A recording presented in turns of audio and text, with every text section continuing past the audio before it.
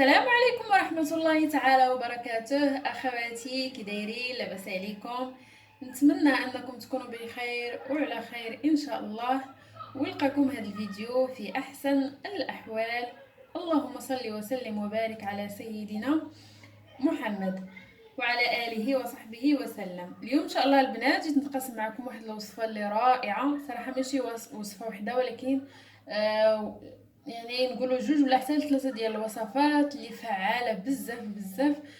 جربتها الحمد لله وعطاتني مفعول، وقلت ضروري انني نتقاسمها معكم، خصوصا ان الوليدات هي واحد نقطه ضعف ديال كل ام، فاش كتشوف يعني الطفل ديالها مريض وما عارفه ما دير ليه بكثره الادويه وبكثره يعني لي زونتيبيوتيك، وبهذا الطفل رجع ما يعني الام كتحير واش غتكثر عليه الدواء ولا واش ضروري غتديه. فان شاء الله نجربوا هاد الوصفات ديال الكحبه. فانا الطفل ديالي عنده عام و4 شهور. صراحه جربت ليه هاد الوصفه، صراحه زوينه بزاف بزاف، انها خلاتني ما نديش للطبيب، وانه الحمد لله برا. يعني حتى لو وصل انا من الناس ما زعما كنبغيش ندي ولادي يعني في ساعه دغيا للطبيب، لانني انا عارفه غنديه البيدياتر ديالو غتقول لك يعني غتعطيه لونتيبيوتيك والكورتيكويد. هادو شي حاجه يعني واخا الطفل ما فيه لا سخانه ما حتى حاجه، ولكن كيقلبوا دائما على الحل الاسهل واللي غادي يرضيك. يعني فاش تشوفي الطفل ديالك انه شرب داك الدواء وفعلا انه تشوفي يعني كتفرحي، ولكن ما كنساو باننا كنقتلوا المناعه ديال الطفل. فالا ما كانتش واحد الحاله يعني اللي يكون فيها الطفل مزير، خصوصا الا كانت السخانه، فالسخانه هي شي حاجه يعني اللي ضروري خصنا نديوه. ولكن انا بحال الطفل ديالي ما كانش فيه صراحه السخانه، غير كيكحب، وخصوصا في الليل. في الليل فاش كنحس بان صدرو عامر وما كيبقاش يقدر يرضع وكيتخنق وكيديرونجا، فصافي قررت انا ندير له هاد الوصفه. هاد الوصفه كنت محتفظه بها في التليفون، لقيتها من شحال هادي. ف فالمهم قررت انا نجربها، فاش جربتها الحمد لله والكاس يعني الدليل انا كنت درتها هنايا، دابا عاد ساليتها والحمد لله راه تشافى. فالوصفه سهله بزاف، غادي نحتاجو فيها معلقه ديال النوار مطحون، معلقه ديال الكمون البلدي. الكمون البلدي راه كاين عند العطاره، فنطحنوه فهو احسن من الرومي، يعني ناخذ البلدي. وكذلك معلقه ديال الملحه، ناخذهم هنايا بواحد الكميات اللي يكونوا متساويين. ونحتاجوا الفازلين اللي كيكون عندنا في الدار بحال هذا. وغادي نحتاجوا شويه ديال زيت الزيتون، وغادي ندوزو باش غادي نحضروا الوصفه. فالوصفه سهله يا البنات، غادي ناخذوا غير هاد المكونات وغادي نديروهم عندنا في هاد الزيت بحال هاد الشكل، وغادي نضيفوا ليهم واحد الكميه ديال الفازلين باش غادي نحصلوا على واحد الكريم اللي غادي نوري لكم دابا كيفاش غادي نستعملوه للطفل. غادي ندير هنايا انا غير شويه، لان ما صراحه ما غاديش نستعمل هاد الوصفه دابا، يعني ما غير بغيت نوري لكم. فنديروا اكثر من هكا، انا ندير غير شويه دابا هنا يعني ما. وغادي نديروا معلقه كبيره بحال هكا، وغادي نقوموا بالخلط ديالها.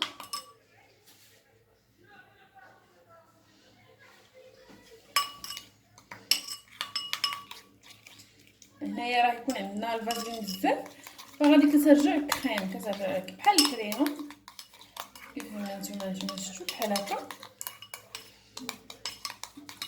فكيف ما قلنا هنا القرنفل او العود النوار والكمون والملحه والزيت وشويه ديال الفازلين. فاحنا فاش كنحصلوا على هاد الخليط هذا، فالطفل ديالنا فاش كيبغي ينعس فكناخذوا الرجيله ديالو نديروا ليه في القدم، يعني في التحت ديال الرجل كامل، ونديروا ليه شي كلينكس وغادي نلبسوا له قشراته. فهاد الوصفه نديروها 3 ايام ولا حتى 4 ايام، فان شاء الله راه غادي يتشافى. غنقولوا بسم الله، ودائما نوضبوا على الادعيه بطبيعه الحال ديال الشفاء، وحنا كنديروا هاد الوصفه باش الله كيبارك في هاد الوصفه ان شاء الله. وكذلك واحد الوصفه اللي عاد عطاتها لي واحد الصديقه ديالي، يعني كنت عاد تلاقيت معاها وقلت لها بانه يعني على حسب فاش كيكون الصدر عامر، فعطاتني واحد الوصفه اللي حتى هي كتستعملها لولدها، قالت لي بانها كتخوي الصدر. يعني هذه نديروها ونقدروا نرافقوها بهذه الوصفه الاخرى، ما غاديش نصورها ولكن غنقولها لكم غير شفويا. فكناخذوا واحد الكاس ديال الليمون، عصير ديال الليمون كنعصروه وكنضيفوا ليه حبيبات من النافع وكنغليوه، نغليوه واحد شويه. المهم نغليوه باش غير شويه، نغليوه شويه وغادي نحيدوه ونخليو داك النافع حتى كيطلق المنافع ديالو في هذاك الليمون، وكنعطيوه للطفل ديالنا. راه اللي يعني من مور عام، يعني من مور عام ما غاديش نخافوا يعني من غير ما نكثروش النافع. كل ما كان الطفل صغير نديرو شويه ديال النافع، وهاد الوصفه راه كتنفع للكبار والصغار. فاش كنعطيوها للطفل ديالنا فهو كيرد حاشاكم، يعني كيتقيا حاشاكم، يعني يسمحوا لي على هذا، ولكن غير باش نشرح وصافي. فهذا كيخرج كاع هذوك داك المخاط اللي كيكون في الصدر، يعني اللي كيخنق. فديروها هذه حتى هي راه زوينه يعني. صديقتي موثوقه ان شاء الله غادي يعني غتعجبكم حتى هذه الوصفه ديالها. وكذلك واحد الحاجه اللي كديرها عكوزتي، صراحه انا كنت عندهم فاش كنا عندهم في البلاد. ف سبحان الله عرفتي واحد الناس كانت عندهم بنيته صغيره ومريضه بالكحبه، يعني بحال تزيرت بزاف في الليل، فجاو في النص ديال الليل عند عكوزتي، كتعرف تبارك الله في هاد الاشياء. فداوها، فشنو دارت ليها انها دهنت ليها الصدر ديالها بالعسل وكمدات ليها، يعني بحال كتسخن يديها وكتحط، يعني كدهن داك العسل للصدر و وكتبقى تسخن، ومن بعد كتحزم يعني بشي شال اللي يكون رطب. فسبحان الله في الصباح جاو كيشكروها كيقول لها يعني هاد الطريقه يعني زعما فرحنا بزاف في انها تشافات. حتى هذه تقدروا ديروها لوليداتكم. كذلك كاين واحد الحاجه اخرى، يعني فاش كيكون الطفل ديالنا نيفو عامر، فكاين بعض انا شي مرات كصراحه كتسهاي ولا غير كتمسحي له عادي، فلا فالطفل الصغير خصنا نردوا ليه البال. علاش؟ لان هذاك الا بقى نيفو دايز بزاف راه هذه شي حاجه علامه اللي خايبه اللي كتؤدي للالتهاب. يعني الالتهاب، وراح عارفين الطفل الصغير اصلا شي حاجه اللي حساسه اللي خصنا نحتفظوا عليها.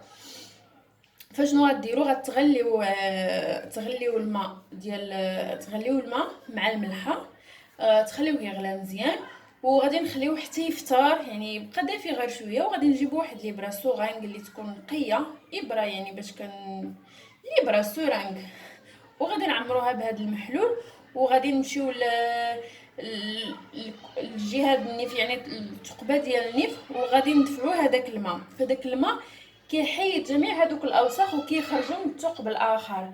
وكذلك عاوتاني فاش غيخوى غنعاودو نديروه في الثقب الاخر ديال الانف. فصدقوني البنات، هادو من بين الاشياء ومن بين حيل باش الاطفال ديالنا ان شاء الله يتشافوا. جربوهم، انا على ضمانتي والله. غير يعني دابا راهنا عاد برا ولدي غير يعني هاد الايامات، وبطبيعه الحال الفضل لله هو الاول، وهذا الشيء كيبقى اسباب. فالله يحفظ وليداتنا وليداتكم ويشافيهم ان شاء الله ويعافيهم ويصلحهم كذلك ويصلح هاد الامه.